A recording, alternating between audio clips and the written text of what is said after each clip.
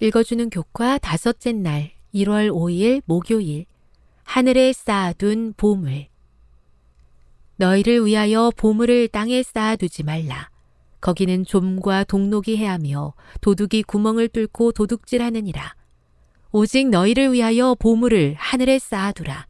거기는 좀이나 동록이 해하지 못하며 도둑이 구멍을 뚫지도 못하고 도둑질도 못하느니라. 내 보물 있는 그곳에는 내 마음도 있느니라. 마태복음 6장 19에서 21절. 예수님께서 이 구절에서 어떤 중요한 진리를 말씀하고 계시는가? 큰 부를 축적했지만 결국 다 잃게 된 사람들에 관한 이야기를 많이 들어보았을 것이다. 우리가 사는 세상은 매우 불안정한 곳이다. 전쟁, 범죄, 폭력, 자연재해와 같은 것들이 언제든 우리가 모아놓은 것들을 다 가져가 버릴 수 있다. 심지어 성실하고 정직하게 모은 것들까지도 말이다.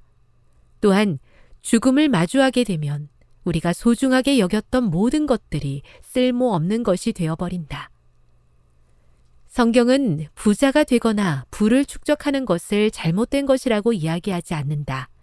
대신 예수님께서는 이것들을 올바른 관점에서 바라보라고 말씀하신다. 보물을 하늘에 쌓아둔다는 것은 어떤 의미인가?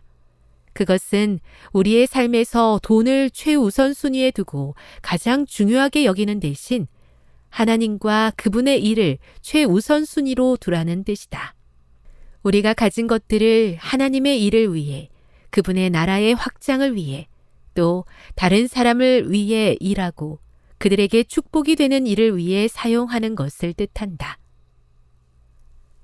하나님께서 아브라함을 부르셨을 때 하나님께서는 아브람과 그의 가족을 통해 이 땅 위의 모든 가족들을 축복하고자 계획하셨다.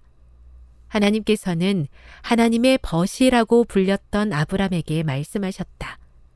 내가 너로 큰 민족을 이루고 내게 복을 주어 내 이름을 창대하게 하리니 너는 복이 될지라. 너를 축복하는 자에게는 내가 복을 내리고 너를 저주하는 자에게는 내가 저주하리니 땅의 모든 족속이 너로 말미암아 복을 얻을 것이라 하신지라. 창세기 12장 2절 3절. 우리에게도 아브라함에게 주셨던 것과 같은 책임이 있다. 돈은 큰 선을 행할 수 있기 때문에 매우 가치 있는 것이다. 돈이 하나님의 자녀의 수중에 있을 때는 그것이 줄인 자의 양식이 되고 목마른 자의 마실 물이 되고 헐벗은 자의 옷이 된다. 그것은 또 압제받는 자에게 방어물이 되고 병든 자에게 도움의 방편이 된다. 그러나 돈을 생활 필수품을 마련하고 다른 사람을 축복하고 그리스도의 사업을 전진시키는 목적 이외에 사용할 것 같으면 그 돈은 모래와 마찬가지로 쓸모없는 것이 된다. 실물교훈 351. 교훈입니다. 하나님께서 허락하신 물질적 축복을 하나님의 사업과 다른 사람의 유익을 위해 사용할 때 우리는 아브라함과 같이 세상을 향한 축복의 통로가 될 수 있다. 묵상. 복을 받기 위해 기도하는 사람이 많은데 성경을 통해서 볼 때 하나님께로부터 복을 받는다는 것은 어떤 의미를 가지고 있습니까? 적용. 하나님께서는 너는 복의 근원이 되라고 말씀하셨습니다. 이 말씀을 이루기 위해 그대가 실천할 수 있는 일은 어떤 것이 있을까요?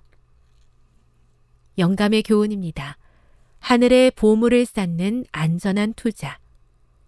하나님께서 우리의 보화를 요구하실 때는 그 양이 얼마가 되든지 즐거이 반응하면 그 헌물은 그분에게 성별된 예물이 될 것이며 그것을 드린 사람에게는 좀이 쏠지 못하고 불이 사르지 못하며 도적이 부수고 들어와 훔칠 수도 없는 하늘의 보물을 쌓아두는 것이 된다. 이 투자는 안전하다. 이 돈은 구멍이 뚫리지 않은 전대에 넣어진다. 이것은 아주 안전하다. 교회증언 4권 78. 하늘에 보물을 쌓아두는 지혜로운 사람이 되고 싶습니다. 하지만 자꾸만 눈앞의 필요와 이익에 따라 움직이는 부족한 저 자신을 발견합니다. 세상의 기준보다 하나님의 말씀에 순종하며 영원한 것의 가치를 제대로 깨닫게 도와 주시옵소서.